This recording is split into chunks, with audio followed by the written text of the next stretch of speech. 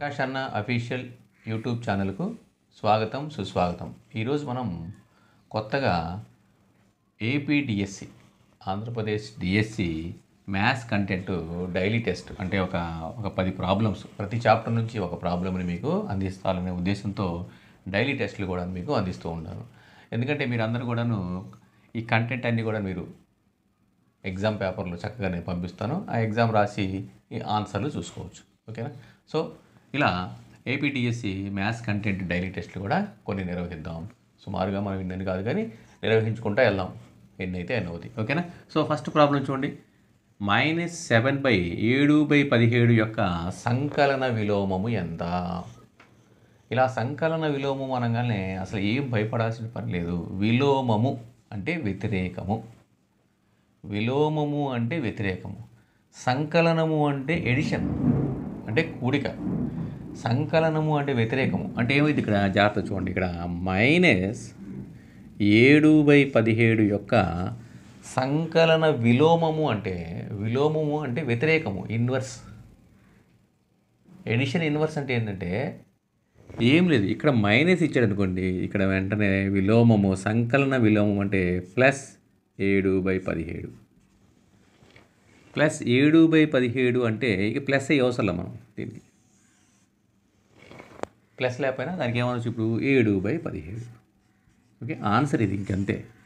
అలా కాకుండా 7/17 యొక్క సంకలన విలోమము అన్నాడు అనుకోండి, ప్లస్ ఉంటే నువ్వేం చేయాలి, మైనస్. ఇది మైనస్ సంకలన విలోమము -7/17.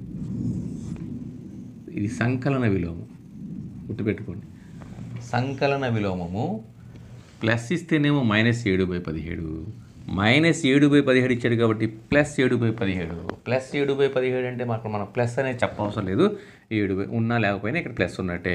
సో ఆన్సర్ ఈజీ ఏంటి, 7/17. ఓకే, 7/17 ఆప్షన్లో ఎక్కడ ఉందో చూసుకోండి. 7/17 అంటే option A. Okay, answer is A. సంకలన విలోమము అంటే అది. ఓకేనా? ఒకవేళ మైనస్ ఇస్తే ప్లస్ పెట్టండి, ప్లస్ ఇస్తే మైనస్ పెట్టండి. ప్లస్ అనేది మనకి ఇక్కడ ఉండాల్సిన అవసరం లేదు, ఏమి లేకపోయినా ప్లస్ ఉంటుంది. ఓకేనా? నెక్స్ట్ ప్రాబ్లం చూడండి. 12,167 యొక్క ఘనమూలము ఎంత? ఘనమూలం అంటే క్యూబ్ రూట్ ఎంత అన్నట్టు. క్యూబ్ రూట్ అంటే మనం దీన్ని భాగాహార పద్ధతిలో చేసేసుకోవచ్చు, డివిజన్ మెథడ్లో. చూడండి, డివిజన్ మెథడ్లో దీన్ని ఇలా చేసుకోవచ్చు. ఇలా ఏ టేబుల్ అయితే చేసుకుంటే వెళ్దాము. అయితే ఏ టేబుల్ అయినా కానీ 3 టైమ్స్ పెట్టేట్టు చూసుకోవాలి. క్యూబ్ రూట్ కాబట్టి 3 వస్తే 1 తీసుకోవాలన్నమాట. అయితే ఇక్కడ మనకి 23 తప్పితే ఇంకే టేబుల్ దీంట్లో పోవటలేదు. 23 టేబుల్ మాత్రమే పోతుంది. 529, మళ్ళీ 23నే, ఇక్కడ 23. సో కాబట్టి చూడండి, ఇక్కడ 23 × 23 × 23 దీని యొక్క క్యూబ్ రూట్ అంటే ఇది ఇట్లా క్యూబ్ ఉంటుంది. అంటే ఇట్లా 3 టైమ్స్ వస్తే ఏం చేయాలి, మనం 1 టైం తీసుకోవాలి. అదే స్క్వేర్ రూట్ అయితే రూట్ లోపల 2 వస్తే 1 తీసుకోవాలి, అది స్క్వేర్ రూట్. క్యూబ్ రూట్ అంటే 3 రావాలి, 3 రావాలి, 3 అంటే 1 అంటే ఎంత ఇప్పుడు 23 ఆన్సర్. క్యూబ్ రూట్ అంటే 23 క్యూబ్ అని అర్థం, 23 × 23 × 23. సో మనకి ఇది షార్ట్ కట్ మెథడ్లో తెలియకపోతే మీరు ఆ ఆప్షన్లో నుంచి కూడా చేసేయచ్చు. దీన్ని ఏం చేయొచ్చు అంటే ఇప్పుడు 23 కొంచెం టైం లెంతీ అవుతుంది. 23 × 23 హెచ్ వేయండి, హెచ్ వేస్తే 529 వస్తుంది. దీన్ని మళ్ళీ 23తో హెచ్ వేస్తే 12,167 వస్తుంది. ఓకేనా? సో ఇది కొంచెం లెంతీ అవుతుంది, ఎగ్జామ్ హాల్లో మనకి లెంతీ అవుతుంది. కాబట్టి ఈ భాగాహార పద్ధతిలో ఈజీగా ఉంటుంది. రాని పక్షంలో మనం కొన్నిసార్లు ఆప్షన్ నుంచి వెళ్ళిపోవచ్చు. ఇప్పుడు 33 × 33 × 33 3 సార్లు వేసి హెచ్ వేస్తే మనకి ఇది రావాలి. సో అది రాకపోతే లేదనమాట. So answer is 23, option D. Okay, next problem చూడండి. రేటు 8% ఉంటే 1 సంవత్సరం తర్వాత దాని విలువ ఎంత అన్నాడు. ఓకేనా? పర్సంటేజ్, శాతం ఉంది కదా ఇక్కడ, 8%. ఈ శాతాల ప్రాబ్లం కూడా ప్రకాష్ అన్న అఫీషియల్ యూట్యూబ్ ఛానల్లో 90 లెక్కలు ఉన్నాయి మనకి. సో మీరు ఎన్ని మోడల్స్ ఉంటాయి ఒకసారి చూసుకోండి. అన్ని షార్ట్సే ఉన్నాయి, 1 మినిట్లే. అంటే మీరు 90 నిమిషాల్లో మొత్తం చాప్టర్ అంతా చూసేయచ్చు. ఒకసారి చూడండి, మీకు అర్థమవుతుంది. అర్థం కాని లెక్కలు ఏదంటే నోట్ చేసుకోవచ్చు. అన్ని షార్ట్స్ చెప్పాను నేను, చూడండి ఒకసారి. ఓకే, ఈజియెస్ట్ మెథడ్ అనమాట. దీంట్లో ఏం అవసరం లేదు, మనం 2 పద్ధతుల్లో మీకు ఈజీగా ఏదంటే చేయండి. చూడండి, ఇక్కడ 42,000 రూపాయలు టీవీ అయితే దాంట్లో వచ్చే సంవత్సరం ఎంత అయింది దాని రేటు అన్నాడు. అంటే ఏంటి, పాతది అయిపోయింది కాబట్టి 8% రేటు తగ్గిద్ది అంటాడు. 8% రేటు తగ్గిద్ది అంటే 100లో 8 తీసివేస్తే 92%. సో 92% అంటే 92/100 ఇది. ఓకేనా, 0 zeros క్యాన్సిల్. ఈ రెండు మనం ఇంటూ చేసుకుంటే 420 ఇంటూ 92 ఈ మొత్తం ఇంటూ చేసుకుంటే 38,640 వచ్చింది ఆన్సర్. ఓకేనా, ఇది ఈజియెస్ట్ మెథడ్. ఇలా కాకుండా ఇంకో పద్ధతిలో చేయాలంటే ఈజీగా చేయొచ్చు. మీరు ఏం అవసరం లేదు దీనికి. 100% ఈజ్ ఈక్వల్, నేను టీవీ కొన్నప్పుడు 100% దాని యొక్క రేటు 100% ఈజ్ ఈక్వల్ టు 40,000 అయితే, 42 కదా, 42,000 అయితే 100% ఈజ్ ఈక్వల్ టు 42,000 అయితే సంవత్సరం తర్వాత 8% రేటు తగ్గిద్ది అంటే చూడండి, 100లో నుంచి 8 తీసివేస్తే 92%. 92% ఈజ్ ఈక్వల్ టు ఎంత అని అర్థం. సేమ్ ఇది ఒకటే. 100% ఈజ్ ఈక్వల్ టు 42,000 అయితే 92% ఈజ్ ఈక్వల్ టు ఎంత అన్నాడు. అంటే చూడండి, 92 ఇంటూ 92 ఇంటూ 42,000 డివైడెడ్ బై 100. చూడండి ఇక్కడ 2 zeros క్యాన్సిల్. ఇంకేం మిగిలింది ఇక్కడ, 92 into 420 that is equal to 38,640 answer. So ఏదైనా ఒకటే. సో మనకి ఇది ఇలాంటి పద్ధతుల్లో మనకి చాలా ఉన్నాయి. మనకి ఇవన్నీ కూడాను మన యొక్క ఛానల్లో షార్ట్స్ ఉన్నాయి, శాతాలు చాప్టర్లో ఉన్నాయి, చూడండి ఒకసారి. ఓకే, నెక్స్ట్ ప్రాబ్లం చూడండి, 4th ప్రాబ్లం. ఇక్కడ ప్రక్క పటంలో AB is parallel to CD. AB is parallel to CD అంటే ఇదిగోండి, AB is parallel to CD. ఈ రెండు సమాంతర రేఖలు. యాంగిల్ APQ చూడండి, ఇక్కడ యాంగిల్ APQ అంటే ఇది ఎంత 50 degrees అని ఇచ్చారు. మరియు యాంగిల్ PRD ఇటు సైడ్, యాంగిల్ PRD బయటది 127 degrees అయిన యాంగిల్ ఇక్కడ X degrees, ఇది XY ఎన్ని డిగ్రీలు అని అడుగుతున్నాడు. చూడండి, దీన్ని ఈజియెస్ట్ మెథడ్గా చేయొచ్చు. మనకి ఏం అవసరం లేదు. చూడండి, ఇదిగోండి, ఈ కోణము ఈ రెండు కోణాలు, ఈ రెండు సమాంతర రేఖలవి. ఇది దీంట్లో తిరిగి రేఖ అంటారు కదా దీన్ని. దీంట్లో ఈ రెండు ఇట్లా ఉంటే వీటిని ఏమంటారు, ఏకాంతర కోణాలు అంటారు. ఓకేనా, ఎక్స్. దేర్ఫోర్ ఎక్స్ అనేది ఇప్పుడు మనకి ఇది 50 కాబట్టి ఇది కూడా 50 degrees. ఎందుకని 50 అంటే ఇది కూడా 50 degrees. ఏకాంతర కోణాలు. ఈ రెండు సమానం కాబట్టి ఇది 50 కాబట్టి ఇది 50.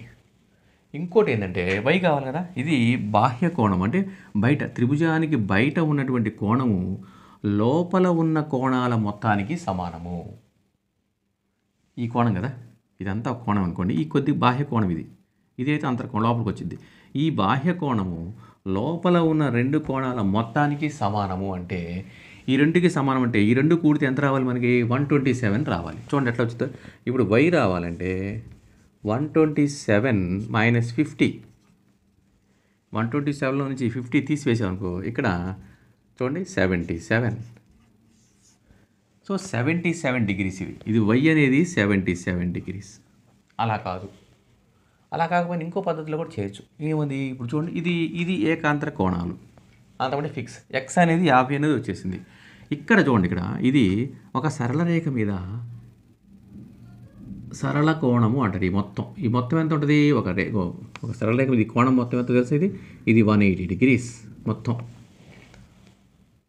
ఓకేనా, సరళ కోణము అంటారు. ఈ మొత్తం 180 degrees ఉన్నది. సో ఇక్కడ నుంచి ఇక్కడ వరకు ఎంత ఉంది, ఇక్కడ నుంచి ఇక్కడ వరకు 127 ఉంది కాబట్టి ఈ కొంచెం ఎంత ఉంటుందంటే మొత్తం 180 కదా, 180 మైనస్ 127. 180 మైనస్ 127 తీసేసామంటే 53. సో మనకి తెలియాలంటే ఇది 53. ఓకే, మనకి తెలియదు అనుకుందాం, ఇది మనకి తెలియదు. ఎందుకని, బాహ్య కోణము అంతర కోణాల మొత్తానికి సమానము అనేది మనకు తెలియలేదు అనుకుందాం. ఇది ఏకాంతర కోణం అని తెలిసింది, ఇది ఎక్స్, ఇది తెలిసిపోయింది 50 degrees.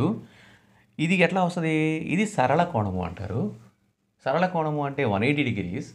కాబట్టి ఈ మొత్తం 180 degreesలో సగం కోణం మనకి ఎంత ఇచ్చాడు, 127 ఇచ్చాడు. కాబట్టి ఇక మిగిలిన కోణం అంటే 180లో నుంచి 127 తీసివేస్తే 53 degrees. ఈ రెండు తెలిసిపోయినాయి కాబట్టి జాగ్రత్తగానండి. త్రిభుజంలో 3 కోణాల మొత్తము 180 డిగ్రీస్, అవునా? 3 కోణాల మొత్తము 180 డిగ్రీస్ కాబట్టి ఈ రెండు తీసివేయాలి. ఈ రెండు ఎంత? ఈ రెండింటిని తీసివేస్తే మొత్తం 180 కదా. 180లో నుంచి ఈ రెండు తీసేస్తే ఇది వచ్చింది కదా. కాబట్టి చూడండి 50 + 53.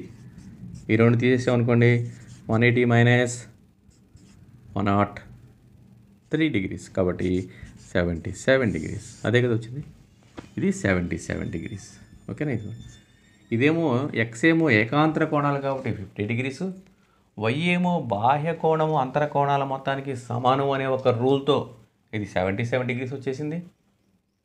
అలాగే అలా కాకపోతే ఈ సరళ కోణం 180 డిగ్రీస్ అనుకున్న ఈ రెండు తెలుస్తాయి కాబట్టి మూడవ కోణం కనుక్కోవచ్చు. సో ఏదేమైనా కానీ ఆన్సర్ ఎక్స్ ఏమో 50 డిగ్రీస్, వై ఏమో 77 degrees. Option B. So answer is B. Okay, next problem చూడండి. క్రింది పటంలో ఎక్స్ విలువ ఎంత అన్నాడు. What is the value of X in the following diagrams. మనకి ఇచ్చినటువంటి ఈ పటంలో దీంట్లో ఈ ఎక్స్ యొక్క డిగ్రీస్ ఎంత అని అడుగుతున్నాడు. చూడండి ఇక్కడ మనం గుర్తుపెట్టుకోవాల్సింది ఏంటంటే చాలా ఈజియెస్ట్ మెథడ్ ఏంటంటే త్రిభుజములో ఉన్నటువంటి 3 కోణాల మొత్తము 180 డిగ్రీస్. ఈ 3 కోణాలు ఎంత ఉండాలి? 180 డిగ్రీలు ఉండాలి. ఆల్మోస్ట్ ఇక్కడ 60 + 60 ఉంది కదా. ఈ రెండింటిని తీసివేయండి. 180లో నుంచి ఈ రెండు తీసేసి ఇది వచ్చింది కదా. 60 + 60 అంటే 120. 180లో నుంచి 120 తీసేస్తే 60 డిగ్రీస్. సో ఇది ఇక్కడ 60 డిగ్రీస్, ఇక్కడ 60 డిగ్రీస్ అయింది. కానీ వాడు అడిగింది ఏంటి మళ్ళీ? ఇది ఈ ఎక్స్ డిగ్రీస్ ఎంత అని అడిగి, ఇదంతా అడిగాడు, ఈ కోణం ఎంత అని అడిగాడు. సో ఒక సరళ రేఖ మీద ఈ మొత్తం కోణం సరళ కోణం అంటాం కదా. ఈ మొత్తం ఎంత అని చెప్పి నేను 180 డిగ్రీస్. ఈ మొత్తము కూడా 180 డిగ్రీలు. దాంట్లో నుంచి ఇక్కడ వరకు 60 డిగ్రీలు ఉంది కదా. ఈ 60 తీసివేస్తే 120 డిగ్రీస్. సో ఎక్స్ అనేది 120 డిగ్రీస్ అనమాట. ఓకేనా? 120 డిగ్రీస్ అంటే ఎక్కడ ఉంది? ఇక్కడ option C. Answer is C. Okay, next problem చూడండి. ఇక్కడ 2 పాచికలను ఒకేసారి, పాచికలను తెలుసు డైస్, ఒకేసారి దొర్లించినప్పుడు వాటి ముఖాలపై వచ్చే సంఖ్యల మొత్తము 8. అంటే నేను 2 డైస్ వేసినప్పుడు ఆ 2 యొక్క కూడినప్పుడు 8 రావాలి. ఆ 8 వచ్చే సంభావ్యత ఎంత అన్నాడు. 8 అయ్యే సంభావ్యత ఎంత? ఎన్ని అవకాశాలు ఉన్నాయి అని అడుగుతున్నాడు. సంభావ్యత అంటే అది ప్రాబబిలిటీ. చూడండి, సంభావ్యత ఈజ్ ఈక్వల్ టు తెలుగులో ఏంటంటే చూడండి ఒకసారి. సంభావ్యత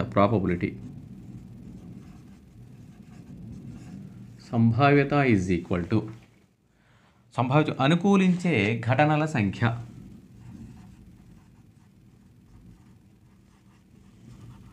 అనుకూలించే ఘటనల సంఖ్య డివైడెడ్ బై మొత్తం ఘటనల సంఖ్య. మొత్తం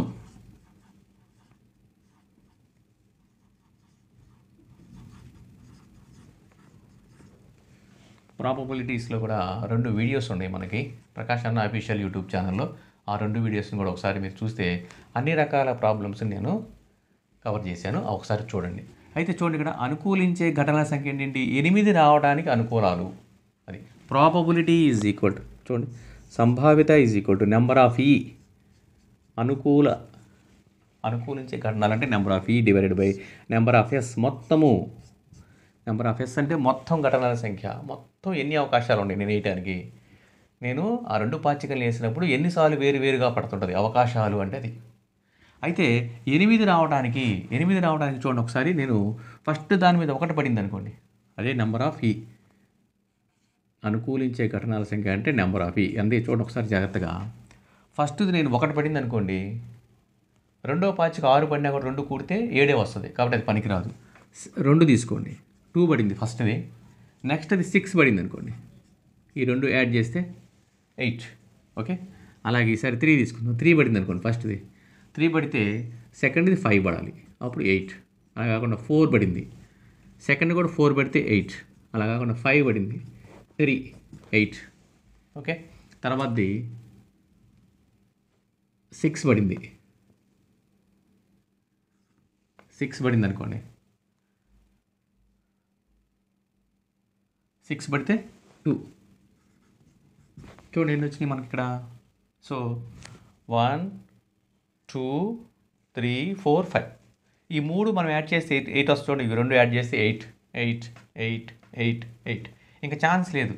7 1 పడిన 7 లేదు మనకి డైస్లో, 6 ఉంటాయి కాబట్టి 6కి ఇదే ఛాన్స్. ఎన్ని వచ్చినాయి మనకి ఇక్కడ. Number of E is equal 6. Sorry, number of E is equal ఎన్ని వచ్చినాయి 5. 5 కదా. 1 2 3 4 5. నెంబర్ ఆఫ్ ఎస్ అంటే ఏంటి, మొత్తం ఘటనల సంఖ్య. జాగ్రత్త గుర్తుపెట్టుకోండి, ఇది ఈజీగా వేసేయచ్చు.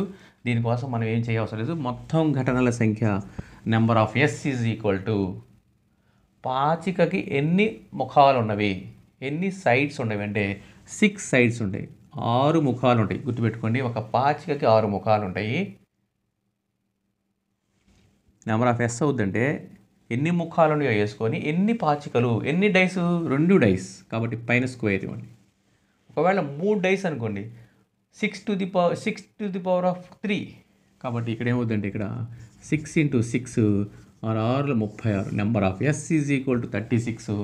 Number of E is equal to 5. కాబట్టి ఆన్సర్ చూడండి, probability is equal to number of E అంటేనేమో 5, నెంబర్ ఆఫ్ ఎస్ అంటేనేమో 36. ఓకేనా. అనుకూలించే ఘటనల సంఖ్య డివైడెడ్ బై మొత్తం ఘటనల సంఖ్య. సో ఆన్సర్ ఈజ్ 5/36 అంటే option A. So answer is ఏ. ఇవన్నీ కూడాను ఈ చాప్టర్ అంతాను మన దగ్గర ఉంది, ఒకసారి చూడండి. చూడండి నెక్స్ట్ 34,30,000 యొక్క ప్రామాణిక రూపము అని ఇచ్చాడు. అంటే కింద మనకి ఆప్షన్స్లో ఇచ్చేసాడు చూడండి, to the power of 7, 10 to the power of 6 అని. సో మనకి ఈజియెస్ట్ మెథడ్కి ఎలా చేయొచ్చు చూడండి. ఇక్కడ దీన్ని ఈజీగా ఎలా చేయొచ్చు అంటే దీన్ని 3.43 ఇంటూ 10 × 10 × 10 × 10 అని ఎన్నిసార్లు వేయాలి, 7 టైమ్స్ వేయాలి. అంటే ఎన్ని వస్తాయి, 7 zeros వస్తాయి. ఇక్కడ 1 పక్కన 7 zeros, 3 4 5 6 7 zeros వస్తాయి. ఓకేనా. అలాగే చూడండి దీని పక్కన పాయింట్ తర్వాత ఎన్ని ప్లేస్లు ఉన్నాయి, 2 ప్లేస్లు ఉన్నాయి. ఓకేనా. ఈ పాయింట్ తీసేసేయండి. 4 3 ఎన్ని జీరోస్, 6 zeros, 1 2 3 4 5 6. చూడండి 6 0 7 కదా. ఇక్కడ పైన ఇక్కడ 7 కదా ఇచ్చింది, 7 zeros, 1 2 3 4 5 6 7 1 2 3 4 5 6 7. ఇప్పుడు పాయింట్ ఎక్కడ పెట్టాలంటే పాయింట్ తర్వాత 2 ప్లేస్లు ఉన్నాయి కాబట్టి వెనక నుంచి బ్యాక్ నుంచి 2 ప్లేసెస్ తర్వాత అప్పుడు ఈ రెండు జీరోస్ క్యాన్సిల్ అయిపోతాయి. అప్పుడు ఎంత అయింది ఇక్కడ చూడండి, 34 30 1 2 3 4 వచ్చినాయి. 1 2 3 4 మొత్తము ఇక్కడ ఉన్నటువంటి చూడండి 1 2 3 4 5 6 7లో 2 పోతే ఇంకా మనకి 1 2 3 4 5 1 2 3 4 5 ఇక్కడ మనకి ఎంత వచ్చింది ఇప్పుడు ఇక్కడ చూడండి 3,43,00,000 అయింది. కానీ మనకు కావాల్సింది ఎంత, 34 లక్షలే రావాలి. సో కాబట్టి ఇది కాదు, ఆన్సర్ ఇది కాదు. నెక్స్ట్ దాన్ని చూద్దాం. చూడండి ఈజీగా ఉండేటట్టు మనం చూద్దాం. ఇక్కడ కూడా చూడండి, ఇక నేను ప్రతిసారి అన్ని మీకు చూపించట్లేదు. ఇప్పుడు చూడండి 3.43 పక్కన ఎన్ని జీరోస్ ఉండాలి, 1 2 3 4 5 6 జీరోస్ ఉండాలి. 10 to the power of 6 కాబట్టి ఇప్పుడు డైరెక్ట్ చూడండి పాయింట్ తర్వాత రెండు ప్లేస్లు ఉన్నాయి కాబట్టి 3 4 3 తర్వాత 6 zeros 1 2 3 4 5 6 పాయింట్ ఇక్కడ పెట్టాలి. బ్యాక్ నుంచి 2 ప్లేస్ తర్వాత అప్పుడు ఏమైంది చూడండి, 34 3 తర్వాత 1 2 3 4 zeros 1 2 3 4 zeros. చూడండి ఆన్సర్ సరిపోయింది. ఇది 34,30,000. సో ఆన్సర్ అయితేగా ఇది ప్రామాణిక రూపం. దీన్ని ఇలా రాయొచ్చు. అంటే 3.43 × 10 to the power of 6. Okay. Option ఏమైంది ఇప్పుడు, option B. Okay, answer is B. Eighth problem చూడండి. 2 సంఖ్యల మొత్తము 74. వాటిలో ఒక సంఖ్య మరొక సంఖ్య కన్నా 10 ఎక్కువ అయినా ఆ 2 సంఖ్యలలో పెద్దది ఏది? అంటే ఏమంటాడు, ఒక సంఖ్య ఇంకొక సంఖ్య కంటే 10 ఎక్కువ అంటాడు. సపోజ్ నేను ఒక సంఖ్యని ఎక్స్ అనుకుంటే ఈ రెండవ సంఖ్య ఏమవుద్ది, దీనికంటే 10 ఎక్కువ. ఇది 2 సంఖ్యలు. ఒక సంఖ్యను నేను ఎక్స్ అనుకుంటే వాడేమన్నాడు మరొక సంఖ్య కన్నా 10 ఎక్కువ. అంటే ఈ సంఖ్య కన్నా ఇది 10 ఎక్కువ. ఇది నేను ఎక్స్ అనుకుంటే ఇది ఎక్స్ ప్లస్ 10 అవుతుంది. ఈ రెంటి యొక్క మొత్తము చూడండి, సమ్ ఆఫ్ 2 నెంబర్స్ 74. ఈ రెంటి యొక్క మొత్తం అంటే ఏం చేయాలి, ఈ రెండింటిని ప్లస్ చేయాలి. X plus 10 is equal to 70. చూడండి ఎంత ఇచ్చాడు మనకి 74. చూడండి ఎక్స్ ఎక్స్ 2x కలిపితే అవుతుంది 2x అవుతుంది. 2x plus 10 is equal to 74. ఈ 10 అటు తీసుకెళ్తే ఇక్కడ ప్లస్ 10 కాబట్టి వెళ్తే మైనస్ 10 అవుద్ది. ఇక్కడ 2x is equal to 74 minus 10. Therefore 2x is equal to 74లో నుంచి 10 తీసేస్తే 64. అప్పుడు ఏమైతే చూడండి ఇక్కడ x is equal to 64 divided by 2. ఈ 2 ఇటు వస్తే డివిజన్ అవుతుంది. 2తో దీన్ని క్యాన్సిల్ చేసాం అనుకోండి. చూడండి 2 3 ఆర్ 6 అంటే 32.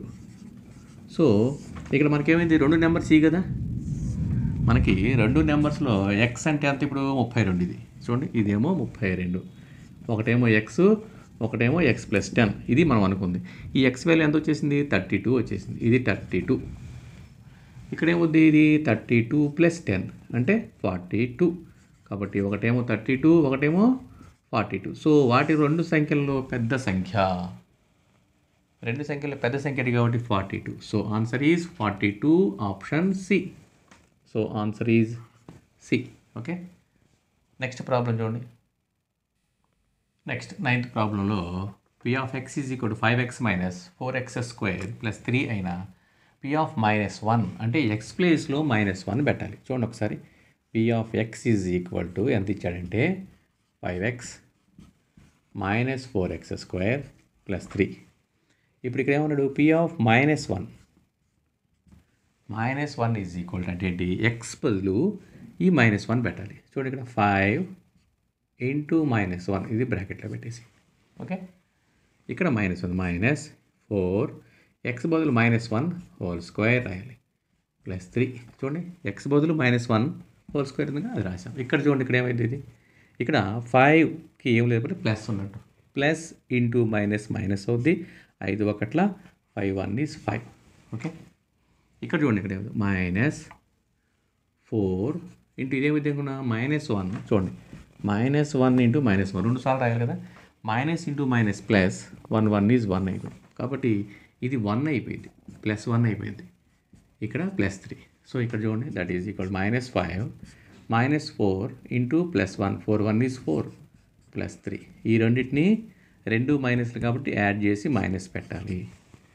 -5 -4 that is equal to -9 plus 3 that is equal to -9లో నుంచి 3 సబ్ట్రాక్షన్ చేస్తే 6 వస్తుంది.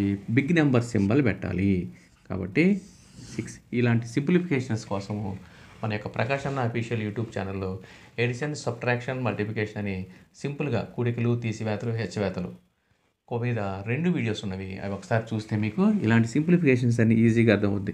ఎక్కడ ప్లస్ పెట్టాలి, ఎక్కడ మైనస్ పెట్టాలి, ఎందుకు పెట్టాలి అనేది. ఓకేనా, ఒకసారి అవి చూడండి. So answer is -6. ఎక్కడుంది ఇక్కడ, option D. So answer is D. Next 10th ప్రాబ్లంలో ప్రక్కన చూపబడిన ఘనము యొక్క ఉపరితల వైశాల్యము అంటే సంపూర్ణతల వైశాల్యము మరియు ప్రక్కతల వైశాల్యము ఎంత అన్నాడు. ఒక డైస్ ఇచ్చాడు మనకి, ఇది ఘనము అంటారు.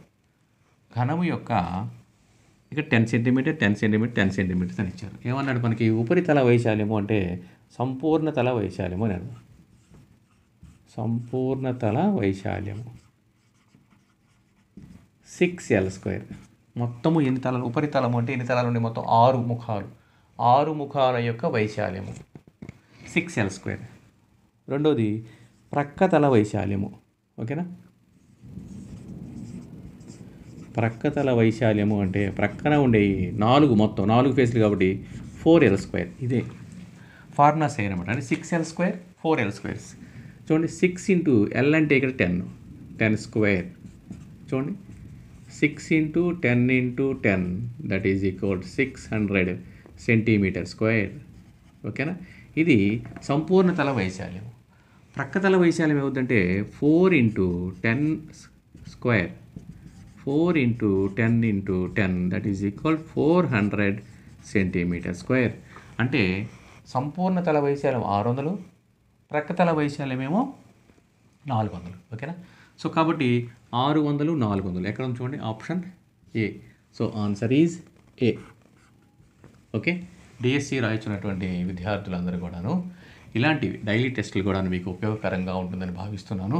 సో ఇవి మీ ఫ్రెండ్స్కి కూడా ఫార్వర్డ్ చేయండి. ఎక్కువ మంది చూస్తూ ఉంటే నేను ఇవి తయారు చేస్తూ ఉంటాను. ఎక్కువగా నేను ఏఎల్పికి తర్వాత ఆర్పిఎఫ్కి తయారు చేసి పెడుతూ ఉన్నాను. ఇప్పటికే అక్కడ మొత్తం మీద ఒక 15 మోడల్ పేపర్స్ రీజనింగ్ కానీ మ్యాథ్స్ కానీ తయారు చేస్తున్నాను, డైలీ టెస్టులు.